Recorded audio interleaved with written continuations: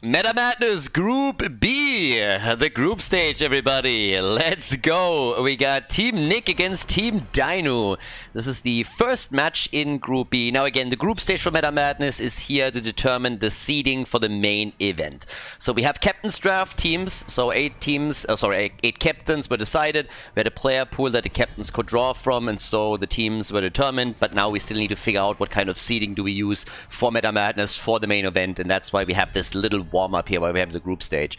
Now, Meta Madness rules still apply to an extent, and obviously if you're familiar with the tournament concept, then you already know all of this. If you're not, here's a very quick overview. It's actually quite simple. So in Meta Madness, we're trying to push players out of their comfort zone a little bit to force teams to play heroes they normally wouldn't play. And we're doing this by doing 2 things. So first of all, we have 11 heroes for the group stage that are banned for the entire tournament. They can't be played in the group stage. Those 11 heroes, you can find them down here. The community voted on those. And for the main event, we might have up to 20, because the number is determined by sub goals on the Twitch channel, on the live channel. But we have an additional rule that makes it even more interesting, and that rule is that you can only play a hero once within a series. So Li Ming, as she's picked here as a first pick, or Sylvanas and Diablo can only be played in the first game. So if we're going to game number 2 or game number 3, those heroes can't be picked anymore. And as you can imagine, as you're progressing through a series, that very, very quickly limits the hero pool of the players. Now, I have no idea what's going on here, but they are fast. I mean, they're just like picking and banning within seconds. Don't even give me a breather here. Oh, boy. Yeah, so we got Li Ming, we got Garrosh, and we got Anna. I'm actually a little bit surprised that we have a Li Ming and Anna on Battlefield. That usually doesn't happen all that often as a combo. Not because the teams don't want her, mostly because they usually don't get her. When that Li Ming pops up, the next ban hits Anna. I think that's also why they, of course, picked her right away and didn't wait. So the nano-boosted Li Ming is definitely going to be a threat. Now we have on the other side with a team Dynouh his Sylvanas, and that's of course quite scary. So that's something that we have to watch out for too. Zarya's banned, so there is no Garrosh Zarya composition available for them on the first map. These are best of 3s, by the way. When we're heading into the main event, there's going to be a lot more best of 5s. But for the group stage, it's just meant to be a little bit of a warm-up.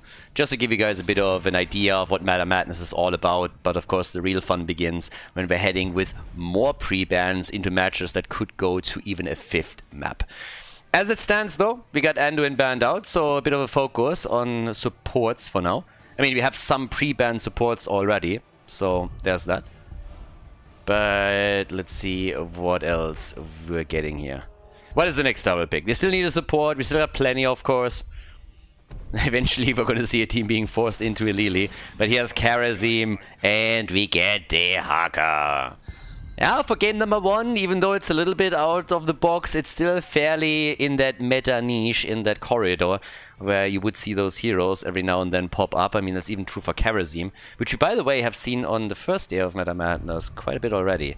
So, as explained, this is Group B, but yeah, we're going to get all the matches concluded for Group A then soon as well.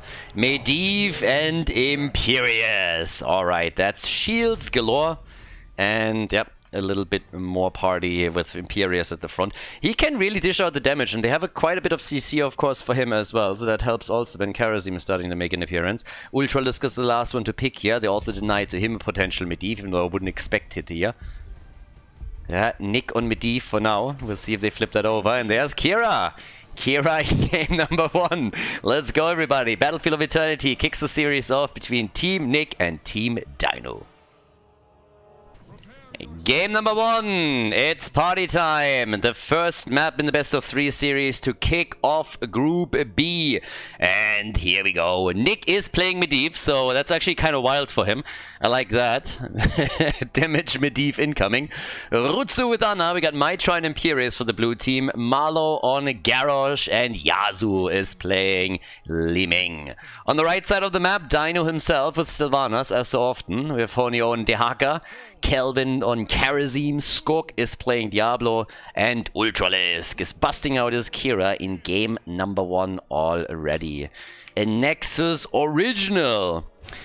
I can't even remember. How many Nexus Originals do we have? It's Coffin Girl, Kira, and... am I missing somebody? I feel we had 3, but I can't really put my finger on it. I'm probably missing 1. Definitely one of the last things that Heroes of the Storm needed at the time, its own lore.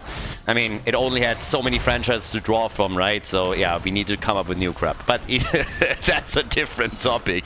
Either way, alright, solo lane is already established. We got Imperius against the Rehgar at the top. And down here, already a bit of a flipperoonie as Marlo is starting to come in and attacking Skog. Diablo diving in deep.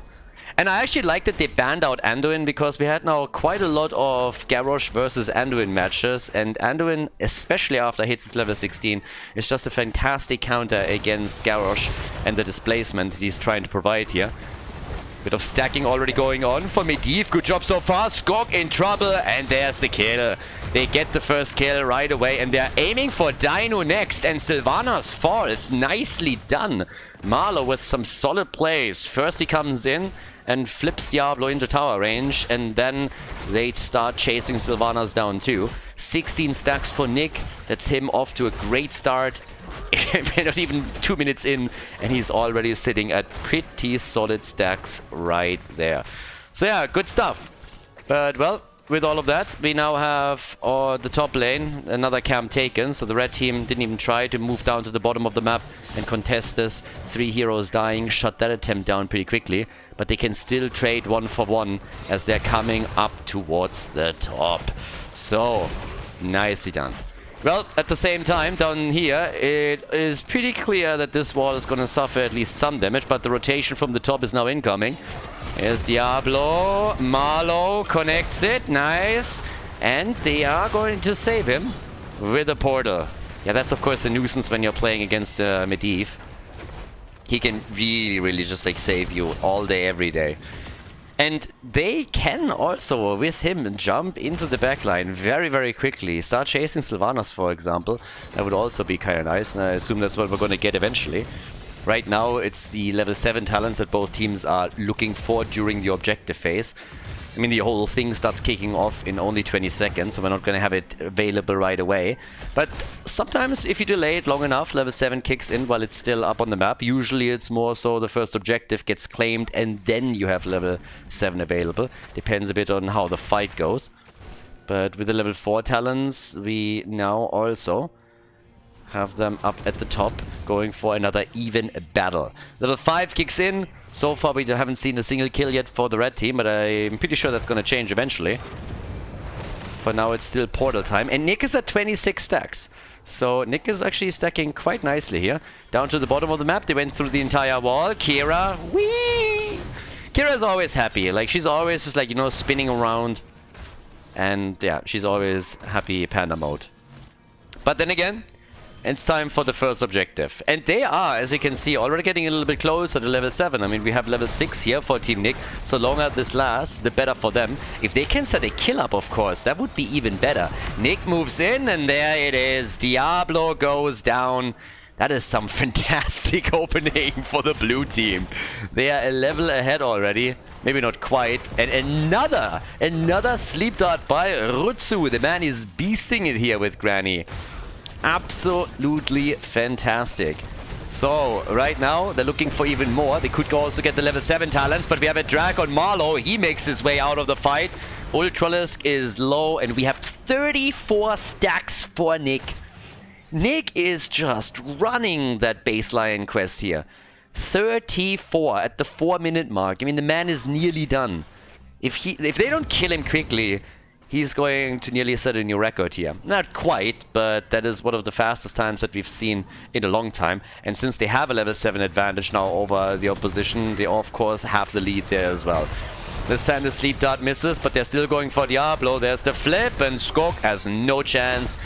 Gets the Imperius treatment, the lunge, the stun, and that is it for Dibbles. 35 stacks now. In the meantime, we have Calamity kicking in, and they can go for the Immortal. Now, that's the good news for Team Dynouh. They still were able to do quite some damage down here. I guess that's the upside. They were at least able to pull that off, so they're not losing too much on the objective.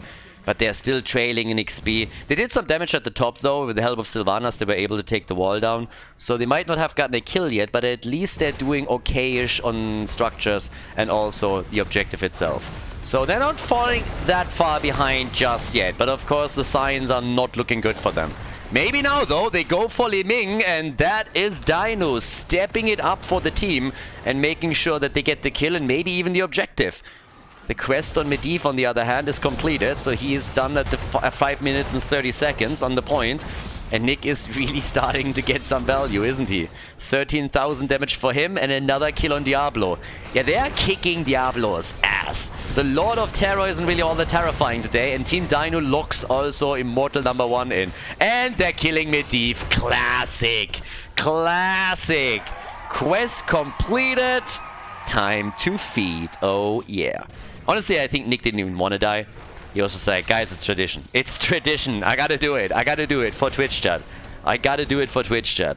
It's the only thing that's really left here. I got the quest, and at least I need to die once. I'm sorry. But yeah, so now with that, we have Team Dynouh getting momentum. It's actually kind of funny if you think about it. Big lead in experience initially for the blue team. 4 kills to 0. Now they lose the objective. They're losing 2 heroes. And they might lose the first fort of the game because of it too. So, shows you that early game kills don't mean all that much, which is kind of wild. Always reminds you that these jokers that go into a game and then immediately say like, GG, we can't win anymore, after 2 or 3 heroes fall in the first minute. Don't really know what they're talking about. Talking about heroes falling, I think the Hogger... yeah, he's literally falling. I mean, he fell down the cliff. Oh boy, they dropped him. They didn't only kill him. They straight up just dropped him from the platform. I was like, alright boys, bye-bye. Okay, so top side. Nice sleep dart again. I gotta say, Urutsu is absolutely on point with those. Here comes Decimate. Sylvanas is dead. 7-sided strike. And Diablo's gonna die again. Diablo is getting crushed. 9 kills to 2. Oh boy. 11 to 10. So Nick's team is stepping it up again, but you look at the minimap and it paints a very clear picture. They lost the first fort and their second fort is hanging on with a thread. I mean, that thing is being held together by a little bit of spit and chewing gum, and that's it. So, interesting. Let's see how much more they can get here. We got our rogue abilities. We have 28,000 damage by now for Li Ming. Medivh, by the way, has more damage than anybody on the red team. Just saying. Nick is going full damage Medivh on us with this one. So, yeah. Ult dropped. Ultralisk, he's not fucking around here. He came in, dropped the ult, and took the fort down. Now, at the bot lane, we still have a little bit more pressure on this one too. The next objective is, of course, available in another 5 seconds. Gonna keep our eyes on that. Sylvanas still doing some work. And yes, they are going for the objective a little bit sooner. So they have a small window, but the portal is there. And the aggression is coming in immediately. So another quick flip. Ultralisk is in trouble. He tries to get away straight into the Immortal Stun. And he's dead. The counter pressure. So great Wailing Arrow by Dynouh. Fantastic timing by him. Yasuo is alive. God knows how. But we have a kill on Garrosh. And the rest of the team is also on the run. The Haka is low, but Maitrai can't kill anybody here. He's trying, but he fails. Skok comes in, and the revenge of Diablo as the wall stun succeeds. They have a chance to make it for the objective again. It's a wild game. Big difference in kills, but the experience is nearly the same. Degen Haka now has to deal with the bottom of the map as he's trying to take all of this down. But yeah, it's definitely a bit wild here. A very interesting one too. Let's take a look at the experience. So, a huge difference, honestly, in hero experience, because, well, 6 heroes more killed by Team Nick. But it's more or less being made up for, at least to an extent here. Especially passive experience is starting to kick in for the red team. They are both nearing level 13, but that's a big immortal if they're getting it. Team Dynouh, they want another one, and they're getting another one. So, yeah, this one's down. Ah, the wall stun! The portal saving the day. Another 5 seconds, by the way, until Nick has his ult back ready. So maybe they can set up something with that. But it's a move through the bot lane. Both of the forts are down, and that's the opportunity to knock the wall at the keep down. Level 13 Darlans also give us Remorseless now. And on top of that, We're having, for both teams, their talents, which means Illusionist is now available. The Hogger is already sitting up at the top. Down here, they're still trailing behind the Immortal a little bit, trying to, of course, use Sylvanas now to help push the wall down and maybe get some damage to the keep. There's already a bit of a flank. You gotta watch that portal. The portal and the insta-kill on Diablo. He is getting farmed in this game. Diablo, not so terrifying today. He's a weak kitten at this point. And to take Yara down to Kira. So Kira's dead. 12 kills to 4. Bit of damage on the keep regardless. But still nicely done. Okay, so top side, we have Maitri starting to push the lane out a little bit further. Down at the bottom of the map, it's camp time for Team Dynouh. So they're gonna all move in for that. They did some damage here. They opened this up, and I guess that's all that you can hope for, especially if you lose your main tank this early. But there's the barbecue, and Rutsu. Diablo strikes back. Damn, that did work. Yes, he wasn't the one getting the last hit in, but he absolutely burned them to a crisp here. So he helped setting up 2 kills against Ana and Garrosh. And that brings them not only in the lead in experience, but also a bit closer to victory. Now, keep in mind, despite the fact that the blue team has twice the amount of kills, Team Dynouh is ahead. They're ahead in experience, they're ahead in structures. They literally have the lead in every aspect of the game except for kills. And at the end of the day, kills don't really mean anything. You need to take the core down. It's not who has the most kills when the game's end. So by now, 26,000 damage for Sylvanas. And by the way, this here is the perfect example of people, you know, people being full of shit when they're running around being like, they don't have enough damage. Look at the damage numbers between the two teams. Who do you think has more damage in total? I mean, it's not even a contest. But Team Dynouh is just coordinating their damage better, and they're getting on point with it, and that's why they are able to not only get kills, but also outplay the opponent a bit. So now they're getting beaten to a crisp again, but at the bot lane, they're getting value at the same time. 1 kill, 2 kills, 3 kills. Li Ming getting all the reset she wants. They're gonna wipe the team. 5-man team wipe. Down to the bot lane, they still need to deal with that, and they need to deal with it quickly. Maybe a comeback for Team Nick now. But it's going to be some damage on this. Look at this. Look at that guy. Where did you get your license, huh? I mean, that was just weak. One thing and he just barely gets around. That's an old lady driving right there. Calling it now. Same time now. 17-6. Or, you know, one of those guys with like a cowboy hat in an old Mercedes. Those are always the best. At least when we're from Europe, you know exactly what I'm talking about. Old guy with a cowboy hat in a Mercedes. If you see one of those, you know you need to get the hell out of the way. Yeah, those guys are dangerous. They are really dangerous. I guess they're gonna get the full immortal here. 11 kills ahead and barely half a level of a lead. Still behind in structures, significantly. Now they're gonna catch up a bit here. That's gonna cost them a fort, 100%. But can they pull ahead even further? That's the question. So here we go. Camps are taken. Timed around the top lane. And let's have a bit of a look of what they can pull off here. Not only with the defense, but also if they can maybe get a few kills themselves. Li Ming is literally doubling the damage that Dynouh is dishing out with Sylvanas. Even Medivh is ahead of Sylvanas damage. Likely gonna let this one slide, especially with Nick flying around here. Cheating. But look at the global! It's time to drop the keep. Is anybody moving back? Nope, they're gonna lose the keep now. Yep, so they're gonna lose the bottom keep. Fort is gone, but bot lane, they're going to lose the keep here. Maybe not. Now that Maitri decided to head back, I guess they are going to be okay. But that means it's a 5 versus 4 at the top. So the keep is still safe, but they have to move away from the immortal. Wailing arrow and Kira follow up. And they're starting to take them down. 7-sided strike. Nice save. Good portal. Nobody dying. That was a masterful retreat here from Team Nick. But they suffered a lot of damage at the bot lane, and this could be picked up by Kira at any point. Top side still needs to be defended though. So yeah, they still need to try and save their own keep here. But as far as defense goes, that's about as good as it gets. They lost the fort, which was inevitable. They saved the keep. They still have a fort at the bot lane. That was pretty good. That was pretty solid. So, It's a nice first map. It's a really nice back and forth, and I really enjoy that we're having some very different approaches by the two teams now. They're gonna move in again. Another attempt here with Kira. Swing and... Uh-oh, Marlo and his boys, they are in trouble. The blue team, they're dropping low. They're dropping real low. 7-sided strike. The portal. How the fuck did Yasuo get out? Garrosh is dead, but Yasuo somehow survived, which is just insane. They should have lost at least 3 heroes there. So now we got them with a 10-kill lead, but are we seeing that push for the bottom keep? I mean, it should happen.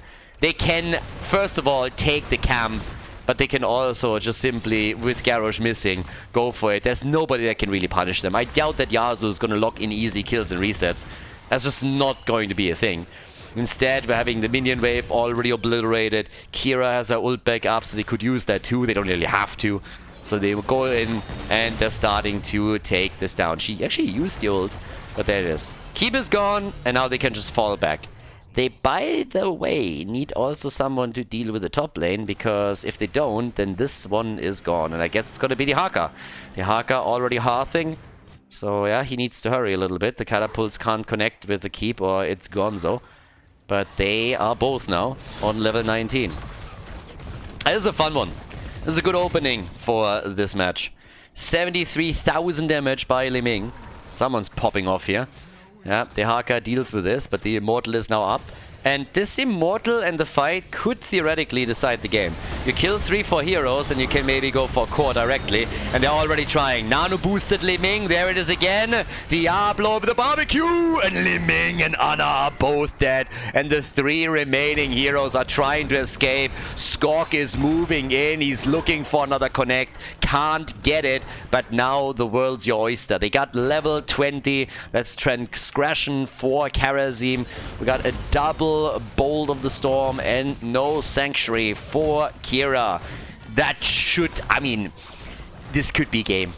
The bottom keep, remember, the bottom keep is gone. So it's all about the last keep up at the top, and they are doing a fantastic job here. 20 more seconds until Li Ming and Ana are back, but now Marlo gets caught and they're controlling the portal. He gets out and he still dies. He still dies. That's a staggered death on the tank.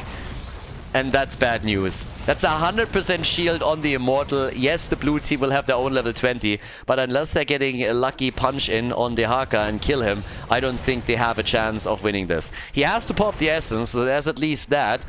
But this is still doing work topside now. Yeah, the isolation is there. There's the ley line. They're really trying to keep everybody in play.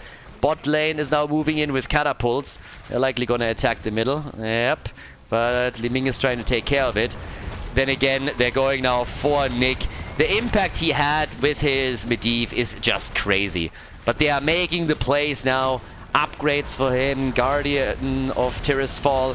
We got the Deadly Calm and Tarosha elements. So with Taroshas and everything, they're trying to go for a last stand here, but this is not looking good. That Immortal is still doing some serious work here and solid damage. They're coming in for the win right now. They want the lead in the best of 3 series in the first match of this group stage. The first one to fall is Imperius. He's down and the Immortal is already doing work. Still has his shield, still in range mode. Kelvin dies. They're taking Li Ming apart too. And that is the end. It has to be. The Immortal alone will finish the job here. And Team Dynouh wins a spicy first map against Team Nick in this group stage. Nicely done. That's game. 30 kills in total in a 20-minute game as we are headed towards map 2 of the series. Before we head into game number 2, make sure that you subscribe to the channel if you haven't done it yet so you don't miss out on any future content here on Khaldor TV.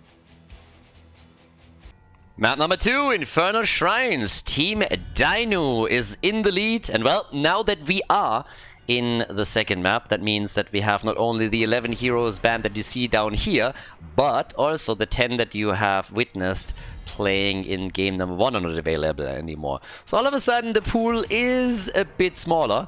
We have again the ban on Zarya right away here on Infernal Shrines, and Maiev gets also eliminated, so no chance for Ultralisk to show off on her. Kerrigan, of course, is still open, so that's an option for them. But I'm a bit curious what we're gonna get now. I mean, at this point, you have 21 heroes not available anymore. Another 6 are being banned now, of course, in the draft. So that limits your options slightly. And it seems like they're really targeting Ultralisk with this. Damn. Yeah, Ultralisk gets targeted very, very quickly here. By the way, guys, again, if you're watching a video on this, make sure that you also check out the link in the video description. This event is, of course, sponsored by Hightech again. They already ran multiple Meta Madness together with me. And take the 2-3 seconds that it takes to just jump into the video description real quickly and click the link. Even if you're currently not in the market for any new hardware, it really helps when they see, okay, there's some traffic coming from the link through the tournament that they're sponsoring here. I've been working with them ever since HGC went down, and they've been an amazing partner. If you are in the market for new hardware, make sure that you have a look there too. They got pretty awesome support as well that can help you in case you're not quite sure what would be the best for your needs. And we had several people from the community that already got PCs through them, and all of them are very happy with it. But even if you're currently not looking for something new, click that link. Sounds a bit silly, but it really helps. And if you would like them to work with us for more tournaments in the future, that's a good way to help out on that end. So yeah, check the description out and you're gonna get it there. Well, what we're getting is a Junkrat. That's actually kind of wild. Junkrat is usually one of the first bans on Infernal Shrines. And yeah, Tyrael and Falstad are being locked in. I always like a good Tyrael. Tyrael is actually a very fun hero, and even in the days of HGC, at every single offline event, he made his way back into the meta, even if during the regular season he was pretty much not played at all. So a good Tyrael can change the game completely, and it's pretty awesome. But we have the got Kayn, we got Leoric. Falstad is another global that they could utilize here. They already did it on the first map at the Hogger, but now they got the Birdie. A new Burak band, denying a few more of the tanks to them. Once we're heading into best of 5s, it's gonna get a bit crazy. I mean, I already know it. I think at some point we're gonna run out of supports too. So yeah, there's definitely an element of craziness to all of this that we're gonna see. But the last ban for this map. So, do they get rid of Dynouh somehow? One of his heroes, or do they just try and target Ultralisk again? Genji, for example, is up, so technically you could try and go for him, and yes, indeed they do. They ban Genji out. Alright, so Genji is banned. What does that leave us with? You're not gonna lack but there's always going to be an assassin available for you. Even if you're going into some kind of triple melee setup, there's always going to be something. We've even seen a Jimmy yesterday, so we went back to the good old auto attackers. Tychus is also still available if I'm not mistaken, so that would be a good pick here. Gets Odin into the picture. But the first thing that happens is we're going to get an Anduin, and we get the Space Goat. So Yrel is in. And the final 2 picks for Team Nick. I am shocked that Tychus hasn't been picked yet. Did I miss something? Was he playing game 1? I'm pretty sure he wasn't.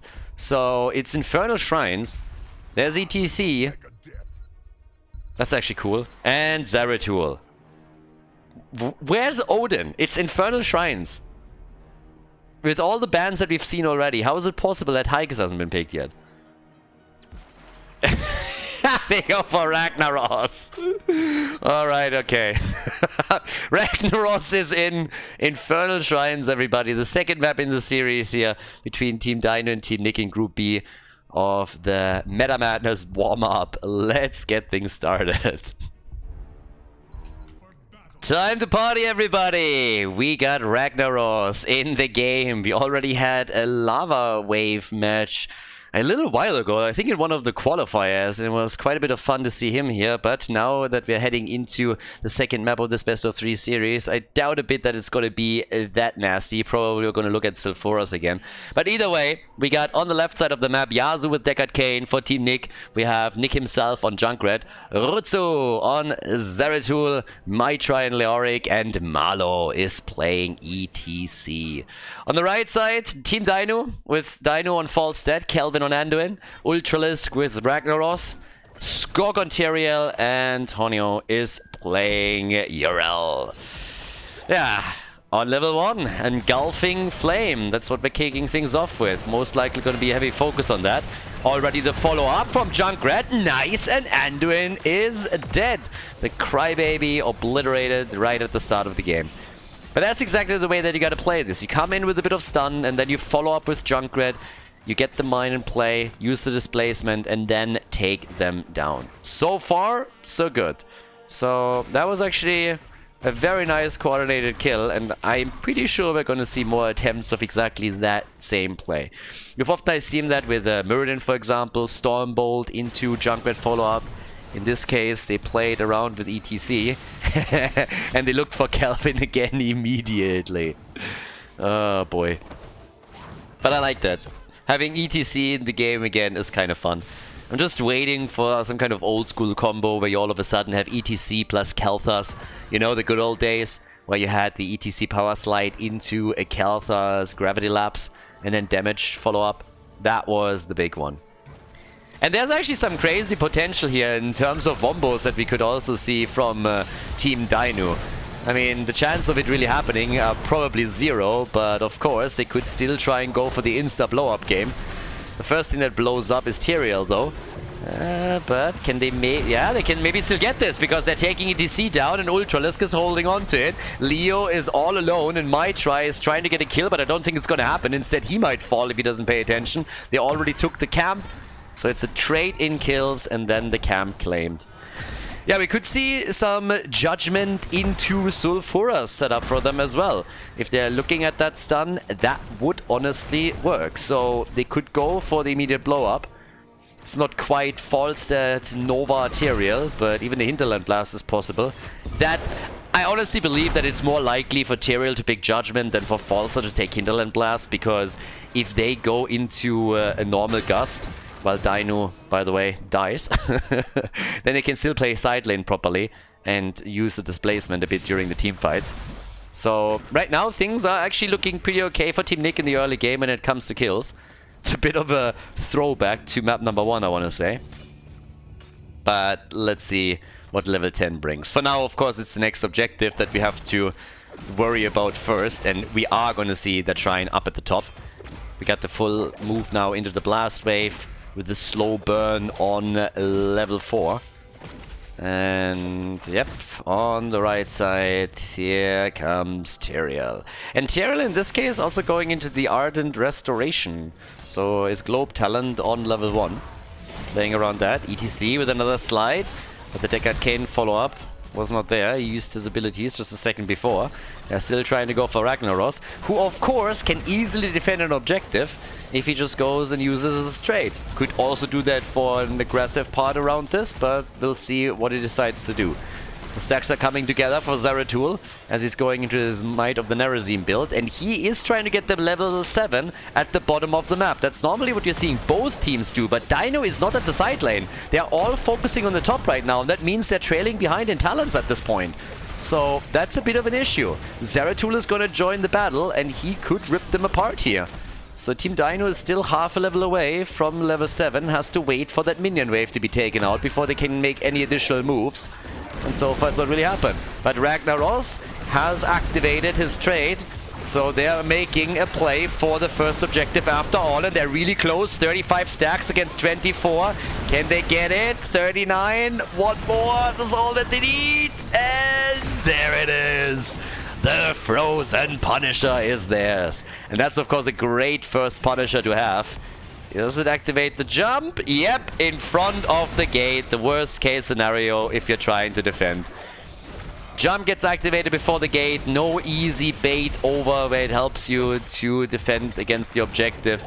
Instead, they can now all sit behind, bait him over a little bit later. But yes, that Frozen Punisher is going for a big old party. And ETC, talking about parties, he's in some trouble too. I'm still impressed. Yeah, sorry. Sorry, ETC, not like that. I'm still a bit impressed. They didn't lose anything.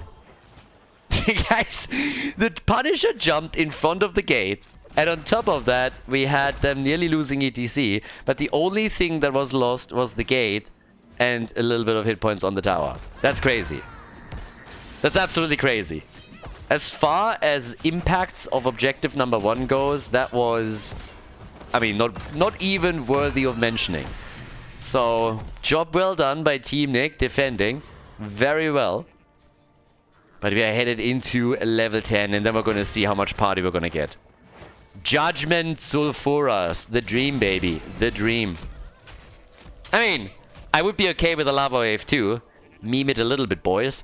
Then they could go for Sanctification, but I at least want one of the two combos. You can't deny both to me. Supposed to be mad either way, right? So we got level 9, and of course Mosh Pit is what we would expect here. So a bit of a party. Over here, Zeratul. Urtsu has to be real careful too with his Zeratul. Skog already making a play. Careful, the blue team is gonna have the level 10 abilities a lot sooner. Tyrael gets out. There's level 10. And they got the usual suspects. The Entomb, the old man tells stories as usual. Reading his books over here. And on top of that, we got the Reptile. Alright, nice. Yeah, talking about... There it is, Sulfuras. Come on, baby. Come on. Yes! Yes, there it is. Light Bomb Judgment engage with the Sulfuras follow-up. Whoop, whoop. Get the kill! There we have it.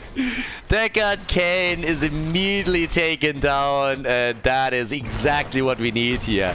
Let the games begin, baby. It's party time. Oh yeah, what is Dynouh doing? The fuck was that? Oh boy, Dynouh, lay off the low alcohol beer. You're drunk already. Damn. That was very optimistic. I'm like, wait, what? Is he flying behind the gate? He's like, boys, I got a strategy. I got this all figured out. Oh my god, that was just too good. Alright, so Dynouh at this point is oh, that didn't do any. Oh boy, stage dive, yes, but now the Gust, they could make another play here. Sulfuras is back up. They don't have, they got the light bomb and they got Sulfuras, but the camp is already stolen. Here comes the Entomb. They could make the play with Tyrael in 2 seconds. Get that judgment. Judge him, baby. Judge him. Light bomb is there. There we go. The old man gets judged and he is found guilty. Killed immediately. Reptile and the kill on Falstad. He gets punished for his sins, so does Zeratul. Only a dead Protoss is a good Protoss. Nicely done. Oh god, I love this game. 4 kills to 5. And it's just so damn good. Oh, this is glorious. Hits and kills all over the place. I mean, you gotta respect the balls on them. Coming in with a judgment on Infernal Shrines, not bothering with sanctification at all, and just looking for kills and some fun, having a party here. And it is just great. The pull from Anduin. If you're Leo, you hate Anduin. You absolutely hate him. I mean, most people do, but Leo hates him particularly hard. Yeah, he really hates him. Old man with another story. Stage dive on top of the target. Where's that slide when you need it? Not there yet. 30 stacks to 22. Blue team in the better position. Team Nick, they want it. Can they get it? It looks like the answer is yes, they can. They're pulling an Obama here, I suppose. Light bomb, and ETC is dead. The bird ends up in the KFC basket. My try gets also murdered. Or does he? Maybe not. Instead, we have Ragnaros falling. Die, insect. Ragnaros is dead. Riptire. And they're blowing up Tyrael, or at least they're trying to. Skog is delaying things, buying some time, but the grenade hits him full in the face. Nobody's pulling a Bruno Mars for him. Catch a grenade for you! Nope. And, well, that's the Punisher. 7 kills to 6. And it's time for Team Nick to try and bring this to game number 3. Not bad, not bad. So, we got in the middle of the map. Maybe a bit of a play for Hornio. Urel should be fine here. Can easily jump out. That's not the normal target that you want to go for, but I guess they're going to need Kelvin after all. Ult is already being used, and Urel is sitting here as like, hey, could you please? And he's just like, yeah, cool down. He's like, I don't care. Bottom of the map. Dynouh is dealing with it. I mean, they still got the global, right? No matter how this goes, they can always rely on a bit of side lane pressure and do their thing. But we need another combo for kills. Alright, ETC is already jumping in. Deckard Cain. Oh, and Anduin gets murdered, but so did Junkrat. Anduin is doing a lot of dying today. Normally he's really good at running away, but apparently maybe he sprained an ankle or something. Like, I don't know. But he's not gonna get out there. You're not gonna kill Yrel. Yrel is just like too slippery. Way too slippery. So with that we got Marlo, Rutsu and Yasu doing their thing. All the way up at the tops. Dynouh, side lane pressure. Side lane pressure, side lane pressure, side lane pressure. Get me that extra experience. Get me level 16. And, well, down at the bottom of the map, it's camp time. And I gotta give some credit to the blue team. They're really doing well on camps now. They've taken every single one of the goat camps. We have the top right, of course, stolen away. That was where the last battle happened. Soon gonna be back up on the map. And it's all about level 16. Even talents in a few seconds. Maybe also even, I mean, very, very close kills too. 7 to 8. Ragnarok's top damage in the game. Literally best hero. Already. Confirmed. There's no doubt about it anymore. And more blast wave for him. Even full for it. Blast, Echo, the Tempered Flame. We got the double glyph now. So that is going to help them a lot with the survivability, especially when ETC gets his entombs connected. Yeah, there we go. Oh, Zeratul! The jump into the backline. Zeratul is back to business. Oh, and they want him. He jumped out. But they still get the kill. Ragnaros and Anduin are dead though. So they execute the combo and they always get their kill. But they're losing too many heroes in the process. Now Yrel is dead too. That means 3 of them died to take down Zeratul. Not too bad, but Team Nick is just capitalizing way too heavily on all of this. Marlo... Yeah, Yasuo's missing quite a few of these today. But I guess at the end of the day, that wasn't really meant to threaten him. It was more so to dissuade him from killing ETC. And he was very successful at doing that. So there it is. Skork also getting attacked here. Ooh, careful, careful, careful, careful. There's the Swisher. Might try taking out the trash coming in, cleaning house. Well, Falstad is dead. And so far, so good, I suppose. Now, they're really pulling ahead in experience now. 4 kills ahead. More than a level ahead. They want game number 3. Absolutely clear here. They want the 4th game, and they're looking better and better on it. Deckard Cain soon ready with his ult too. So he's moving in on the next one. The old man with the stories. He's a bookworm. By the way, another fantasy series you might want to check out. Another author, Rick Partlow. Really nice, like it. Military fantasy, good fun. Not as much fun as seeing Zeratul die over and over again, but getting close. There's an ult, now we're talking, and that's another kill on the Crybaby. Anduin is dead. I want my money! You're gonna get death, and that's all. He's down. Yrel with the ult, and I think the blue team is going to... Well, I thought they were going to kill them, but now that we have Deckard Cain being eliminated, maybe they are able to turn this. The red team is a little bit low, but they got still 4 on the map. 37 stacks, though, that is a bit of an issue. Yeah, Dynouh, run baby run. He's getting out. Leo is dead. They're doing way better than I expected here. But all that Junkrat has to do is take a few more down, and they get the Arcane Punisher, and indeed they do. There it is. So the objective is still up, and you can check that one out. Nice. Good stuff. But yeah, again, when we're talking about books, if you're looking for a little bit of military fantasy, Rick Partlow, I can definitely recommend that. Holy War is a pretty good one. And here's another series, a bit of a sequel, Drop Trooper. So pretty solid books. So if you're looking for something, that's what I would check out next. And what we are checking out is a late game in our second map of the series, because things are getting spicy. 13 kills to 11. The Tyrael combo is working pretty well, and at least in the last fight they had the upper hand here, but they lost the objective regardless.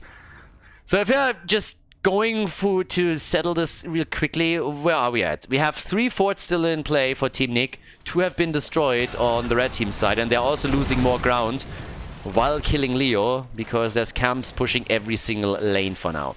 Level 20 talents will be available for the 2 of them. Yeah, Skog is jumping out. They're coming in with a light bomb again. And they're trying. There's Judgment and the follow-up. And Marlo is dead. I love how they're exploiting the lack of a proper cleanse here time and time again. That is exactly how you have to play that out. They're starting to chase, and they're chasing hard, but the camps are still pushing the lanes, and eventually they have to fall back and deal with it. Catapult stuck in the back. Honestly, these guys need to lose their license. Hire me. I don't care. Come on, boys. I can do better than that. Driving around a couple of goats in order to attack some towers, I'm your boy. I mean, you can drop any 4-year-old in, and they will do a better job. Vroom, vroom. And just drive around them. But these guys are just an embarrassment. There's the Entomb, and Skog is able to get away. Yeah, that's 2 ults that they just used for that. And here's an ult again. They got the Angel of Justice and the heroic difficulty. Run, and run! Not even the French defense saves him here. He's down, but Ragnaros is going full in with the trade. Nah, not so sure I agree on that, though. They were just running away from it. Maybe if they can still get a kill. Swing! What the fuck? Marlo?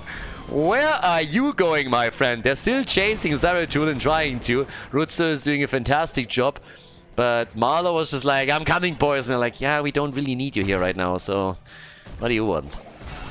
So, I mean, again, he came in quickly.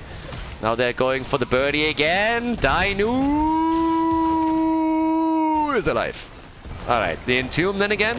Dropped once more on Tyrael. Is he going to get out? It seems like it. Mirel. Where's the Angel? Where's the Justice? We need it! And we're getting it! We don't get the kill against the old geezer, though. Instead, it's Tyrael that falls. I'll take that, too. But they are pushing for the keep.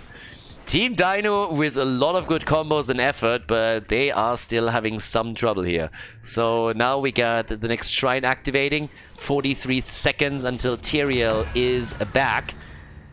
And the camp has been stolen, so they're stealing that away from the top. This time the shrine spawns at the bottom of the map. Anduin has died 5 times now. 5 times that he has fallen. And they're still trying this one out. 60,000 damage, by the way, on Ragnaros. Only died twice. He's doing work. While we have, then again, Junkrat with the top damage in the game. And with Tyrael missing, they have to give this one up. So yeah, they're giving up on the objective. This is going to be a Mortar Punisher. Junkrat only dying once. Great job by Nick. They're at least trying to pressure the top fort now. Let's not forget, we're 18.5 minutes into the game and they haven't taken a single fort down. Not one fort has fallen yet. So, as it stands, we got another move for even more camps, as you can see here. One after another. Right, so bottom of the map, play is already coming. And in the meantime, up towards the top. Yep, there they have to move back and they do it quickly. They took the camp, so maybe they can even pressure the keep top side through it. But down here, that's a different story. Alright, I like it. They go straight in with Ragnaros. That was important before he gets interrupted. But it gets burned down very quickly. The Entomb misses him though, so they can still try and defend this. I think the keep is most likely going to be dropped here. But if they can save the core, that would of course be kind of nice. Now the jump is in, and it seems like Tyrael is having a problem. And well, that problem is best characterized as a lack of hit points. He might die, and that's also going to be real bad for Anduin. He's once again on the run. Does what he does best, runs away, but Tyrael and Ragnaros have now both been eliminated. They go for Urel, and Kelvin plus Dynouh are also trying to get away here. It didn't work out for them. They tried to go for a sniper comp, a bit of an adjusted one, and they are taken down. That's the victory for Team Nick, as we are going to game number 3 of this series.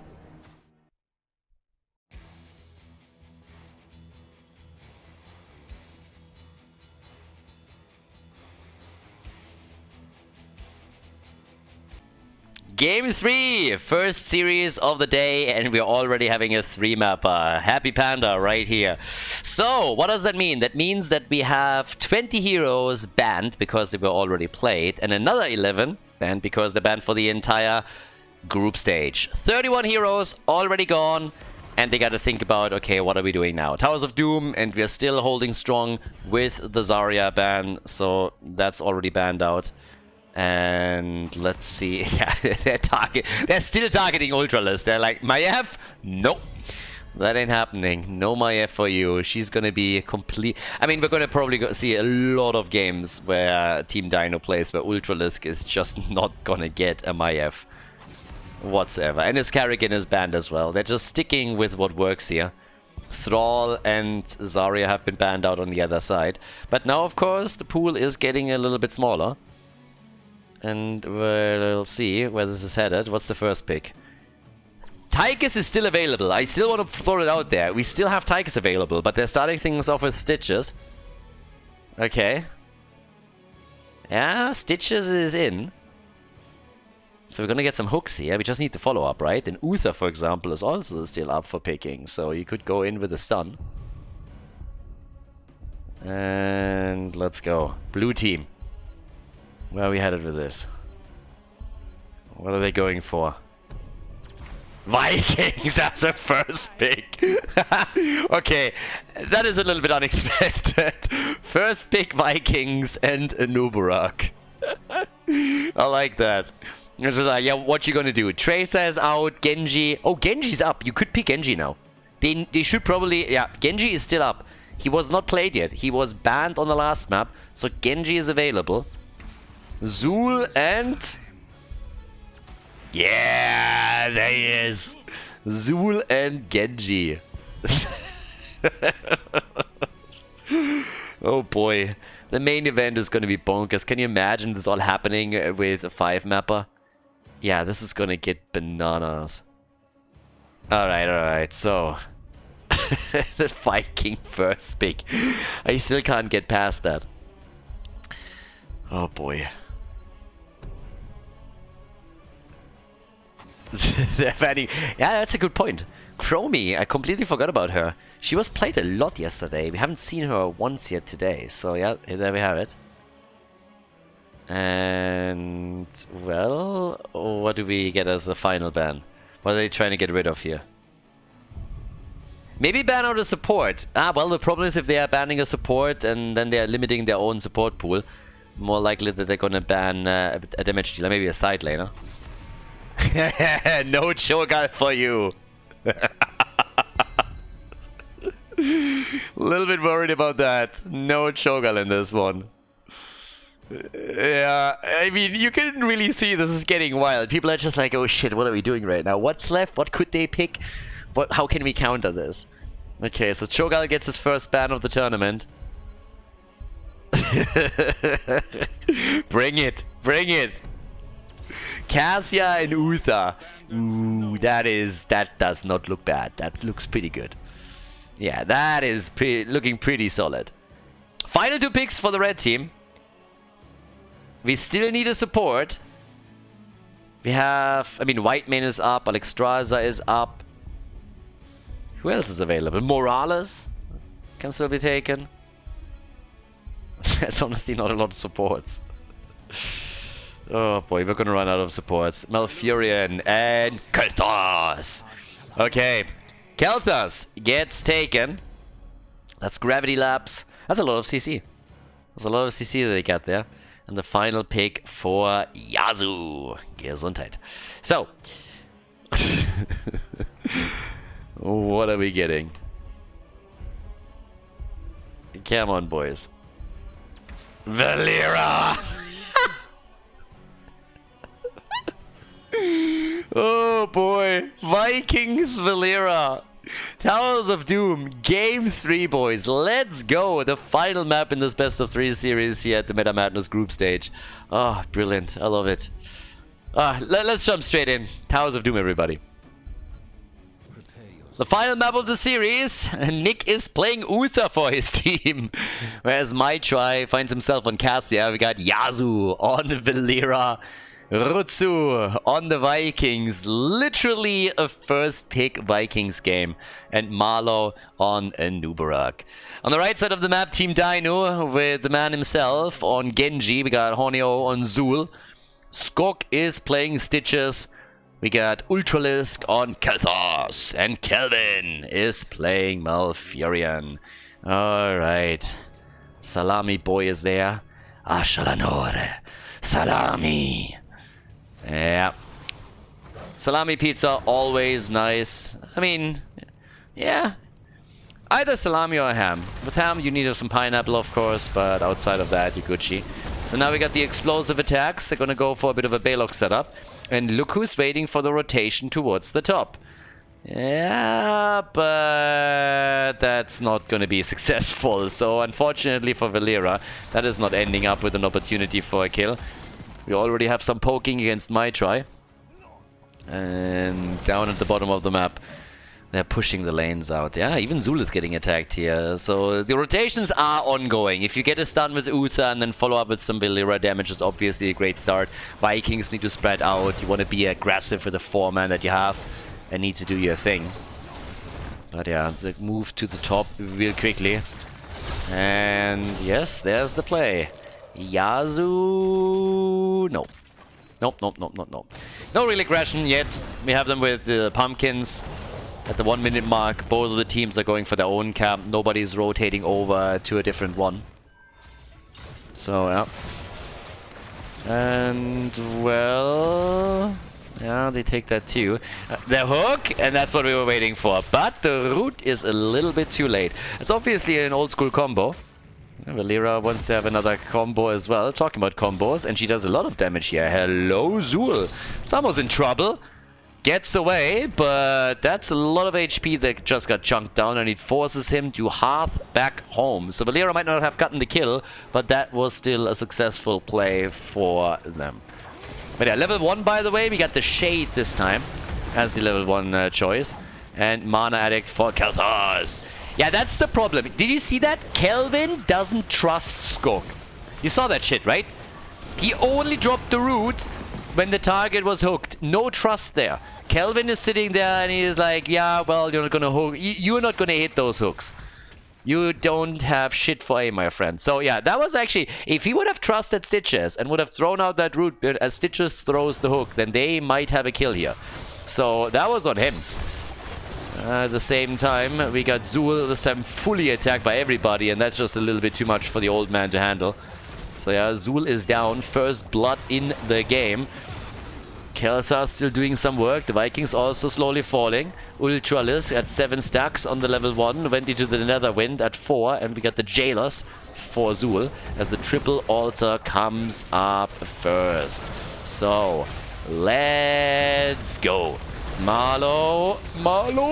But it's the Kelthar's kill that kicks in as Vallera is looking for victims. And the Vikings are already doing their thing. Rutsu is channeling 2 of the altars. That's 8 shots fired in total. 4 counter hits coming in from Team Dynouh, as Zul at least got 1 altar up at the top. And, well, Kelthas is back. Salami. Yeah, honestly, our little pizza master over here, when I learned one thing about pizza is that Americans, they love pineapple on pizza and they don't know what a pizza tono is. Most Americans just are fully not aware at all that you can put tuna on a pizza, and they find the concept of a tuna pizza weird, while at the same time they're having tuna sandwiches all the time. So it's really strange. Depends a little bit on where exactly in the US you're living, but especially in the California area, they had no clue. Pizza with tuna? What are you talking about? They're missing out on so much over there. It is sad. It is really sad. So yeah, we need to educate these people. Imagine having a tuna sub in every fucking sandwich shop and not knowing that you can put tuna on a pizza as well. These boys need to visit Europe a little bit more often, or at least the corners of the US where you can actually eat that, you know? But yeah. At the same time, they're always hating on pineapple pizza, but you get it in every single one of them. So these people are just weird. But yeah. Either way, 3 kills to 0. By now, Team Nick is doing pretty well. We have them with Mutilate on level 7. We got the Relentless Strikes on level 4. And there's another hook. And again, no trust. No trust. No Fury. Where's the root? He needs to lay down the lawn and really show them how it's done. So, yeah. Top side, what do you got here? Yazu. Alrighty. He's still looking for victims. And I gotta admit that the impact of Vallera so far in the game has been a little bit surprising. The few times where we've seen her in the past, even in Meta Madness, it didn't really go all that well. but in this game, at least up to now, she's been doing pretty well. So, it's time to shine, as at the top, Zul is getting attacked again. And he hates this. He actually hates this. And that's a kill. Yeah, the Vikings come in and they lock the kill in. Nicely done. Zul against Valla. It's not something that the old man enjoys here. At the bottom of the map, it's still a 4 versus 4. And Maitri is in trouble too, but he's trying to turn it on them. 13 stacks on the level 1 for Khaldor, just pointing that out, since once he has a shield, the survivability is definitely kicking up quite a bit. Yep, and that's Genji eliminated. Jesus, Yasu, you gotta slow down, my friend. Look at him. His Valla is crushing. They got level 10, which obviously helped in that situation too.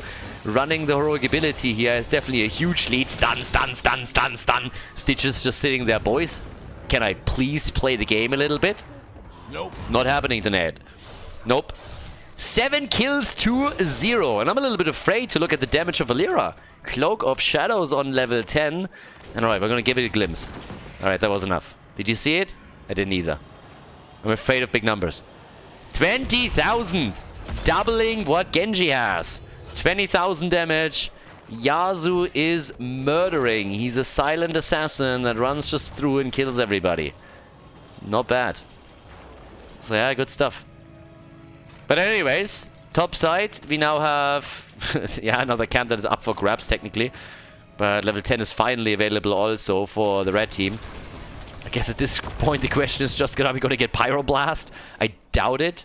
Phoenix is just too good here. But we get Gorge, and that's already nice. So that's pretty sweet. Yeah, good stuff. But they need kills. They are way too far behind. It's 1.5 levels that's dividing them. If you're ganking with 3 people on a Viking, you know that you're in trouble. That's the moment where you know shit's not going well. 3 people to take down a Viking, and Eric is like, really, boys, really? A little bit overkill, huh?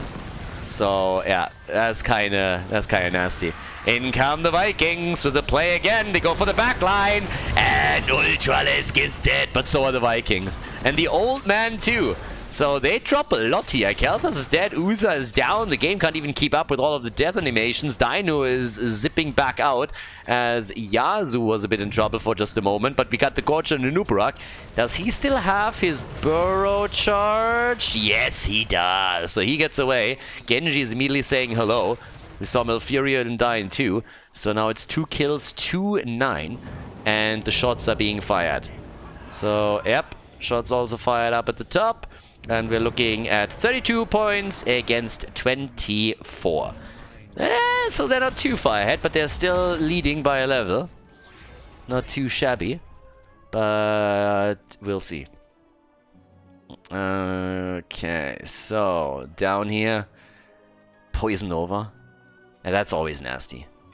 And now with level 13, the Strangle. Yeah, Valla is nasty. Valla is a nasty chick. I mean, if you have a talent that is called Strangle, I have only one word for you.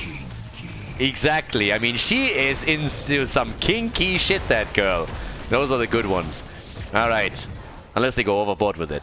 But yeah, they try to go for another kill. Cassia's already down, and they want to go for Nubarak. There's my Gravity Lapse for... look at this. Gravity Lapse into the root. That's how you stack CC. And that's how they get the kill. Now we got level 13, and that gives us an extended range on Stitches hook, and he's immediately trying to utilize it here. So maybe they're bringing this back after all. I love this series, I gotta say. They're just going back and forth the entire time. It started on map number 1 and it continues into game number 3. So good stuff. Good stuff. Crippling Poison, Relentless Strikes, the Mutilate, Cloak of Shadows, and Strangle. So let's go. Top side, oh, Vikings are getting farmed here. Genji against Valla. It's gonna be a fun battle. 23 stacks, the quest is completed. I mean, he's still stacking, but Khaldor at least has his quest reward, so that's good for him. Alright. Another quick hook. This time the root was there. Gravity Lapse is also missing. Missing all the CC. The Vikings are, of course, still soaking the lanes. So there's still a bit of a lead in experience that they're trying to hold on to. And they are using especially Baylock at the top lane to pressure this out further. But the battle is still continuing. The hook, the stun, and the escape of Dynouh as he barely makes it out of the battle. But that was a lot of resources pushed on him as they're looking for a Genji kill that they could never get. Another hook, and they are moving away from it. But Zul has now to rotate away, and Dynouh's channeling, so they win this one. They win the shrine, and that's 5 shots fired since they have the bot lane control over the bell tower. So now we're looking at 27 points to 24. This is close, guys. This is really close. Yeah. Up at the top, what do we have now? Still pushing that lane out slightly. I was over here in the middle, at level 16 just around the corner. They're of course hoping to retake the bell tower eventually. So there's that. And there we have it. Level 16, that's a big lead. And that also gives us Large and In Charge and Benediction. Those are 2 massive talents. Seal, Fate. Yep, so we get that. And yeah, it gets my seal of approval. Okay, so Anubara gets attacked too. And can they get a kill? No, he charges out, but look at that. He brings gifts, spreads the bombs. 31,000 damage on Cassia, 28,000 on our boy Kelthas, and another kill as Zul dies again. He hates Valla, I can tell you that much. Zul is just looking at her and is like, really? Why me? Why always me? Leave me the fuck alone. What have I ever done to you? Yeah, she's going full Me Too on him. Old white man? I mean, are you kidding me? His days are numbered. And she's just dropping him time and time again. Doesn't get any wider than him. So now 11 kills to 4, 2 levels ahead. 16 is still missing. That gives the blue team, of course, the big lead. And they finally are able to retake that bell tower. Not a moment too soon. They have to deal with all of the altars on the map. So now they have a chance to finally get some points in. Let's go, baby. Yeah, actually sniffs that out. Good. Here comes the attack. Dynouh. He swift strikes away. Gets some assistance. They're still fighting over these ones. One, I mean, they need to at least get one at the top right. Of course, the top left has already been claimed. Rutsu is taking the one at the bottom. And now they're down to 16 points. And the battle over the final bell altar is still happening. But there's level 16 at least for them. And that helps. Especially with Pulverize. Pulverize, I love that talent. Pulverize is so fucking good. It's such a great talent. Now we got Ignite for Kelthas. They get at least 4 shots, and that still keeps them in range. They're 7 points behind. That's nothing on this map. Absolutely nothing. So, right now, quick move for the boss, and I don't really think that the blue team is even aware of it. They might try and grab at least the bell tower at the bottom as a trade. No. Still have to go through the wall too, so yeah, that's not happening. But 4 shots fired, and we have 19 to 16 points. Guys, this is one of the closer games that we've seen in a while here. Normally what happens is one team pulls massively ahead, and then the other one pulls off a comeback. That's kind of the play on this map. But now instead, Yasuo dives in again, and this time he might have overstepped a little bit.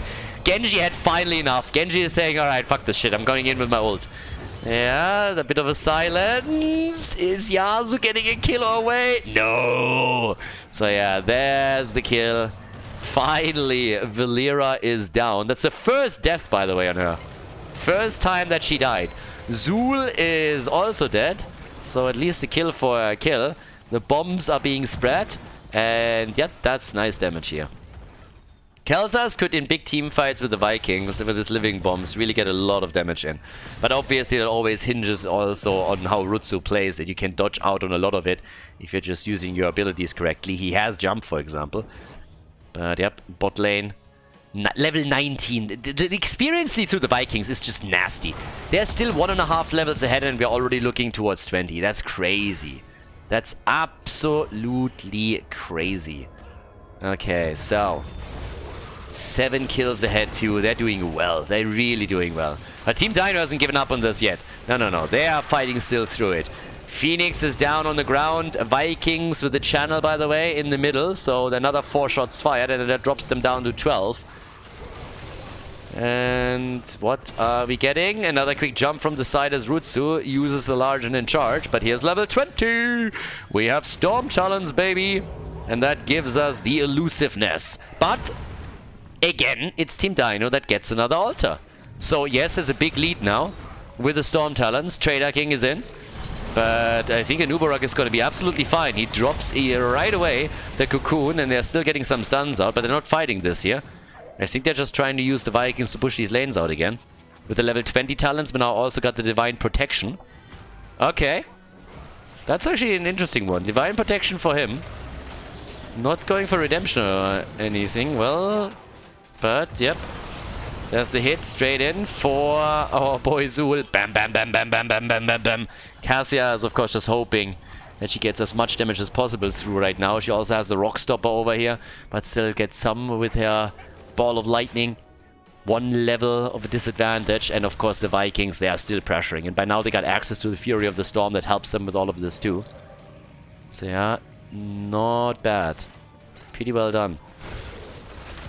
Then again, they're currently moving through the top, through the bot lane with the Vikings, and they're still pushing the middle a little bit, so they're trying to get full control over those bell towers and just spinning in the long run. But yeah, Valla is nearly dead. Here comes also the poison over from Zul as they're trying to hold on to the top and maybe even get a kill. And thanks to Stitches and his Gorge, they're going for my try, and it's the end of Cassia. So they get a kill just as the altars are spawning again, and this is the opportunity for Team Dynouh, despite the fact that they are trailing in talents, to go and take the lead in core points. They could actually point it off right now. That is... yeah, that's actually a really interesting development. There's a solid chance that they are taking a lead on the core points. Unless the Vikings piss them off a little bit too much. It's 37 seconds until Cassia is back. And the Vikings are pushing the top lane, the mid lane. So the longer this lasts, the better for them. Yeah, Valla. Alright, she goes in, interrupts once. Vikings are sneaking. They're sneaking the bottom altar, and they're gonna get it. Kel'Thas is too late, so they're losing out on a few shots already. And while the shots are fired, the top is taken.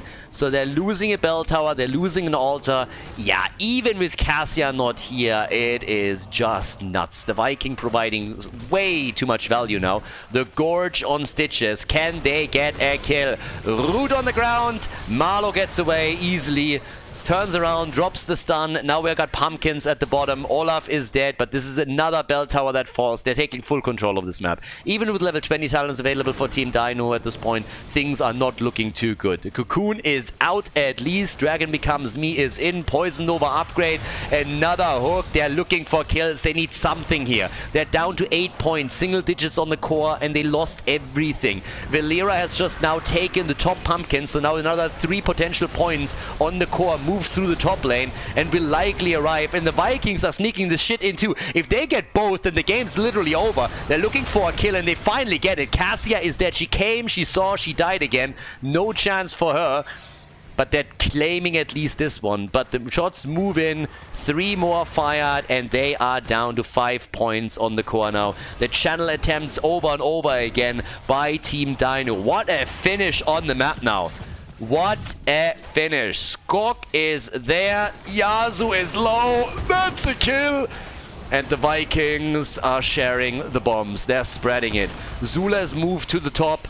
Boy, they are everywhere right now. What a game. What a finish here. It's nasty. Nubarak is killed to 15 to 5 points and 6 spell towers to 2. I mean, they're taking this one, but that's 2 points off the core. That is 2 measly shots making their way through the middle. So, that's crazy. Boss could get attacked now too. Yeah, it's a little bit murderous. There we have it. They need to remove the boss and they know it.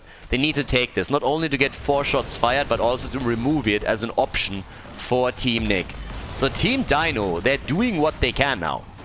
They're absolutely doing what they can to bring this back, but it is a bit of an uphill battle. But they get 4 shots fired, that brings them a little bit closer. It's going to be single digits versus single digits. 9 points against 5. So they're not too far away. It's the bell tower situation that's more of an issue.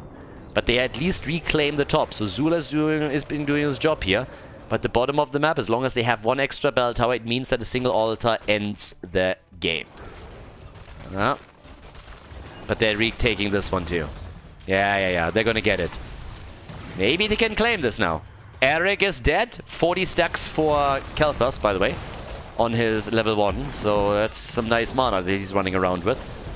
Dynouh with 73,000 damage. And, well, Team Nick is back up at the top, trying to do work here. Going for that bell tower again. The red team is rotating, and they can only get it to 50%. But the fact remains, obviously, that right now you're in a situation where a single altar can't end the game anymore, if you're Team Nick.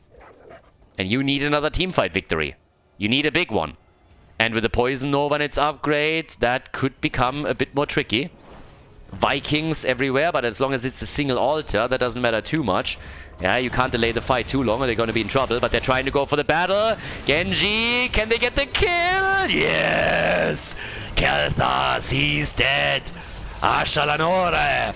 And they're going for Kelvin. The Tranquility keeps him alive for a bit longer, but that's another one. Velira is murdering them. Velira is absolutely crushing them here. They try to go for another kill. Genji is down. My try explodes. Guys, this has to be game. This has to be game. Cassia is dead, but they're taking the bell tower up at the top. Now the channel starts, and if nobody comes over and interrupts this, then this is game. What a series. Nicely done. Great job by Team Nick. They take the victory and claim the best of 3. Nicely done. Fantastic third map between Team Nick and Team Dynouh.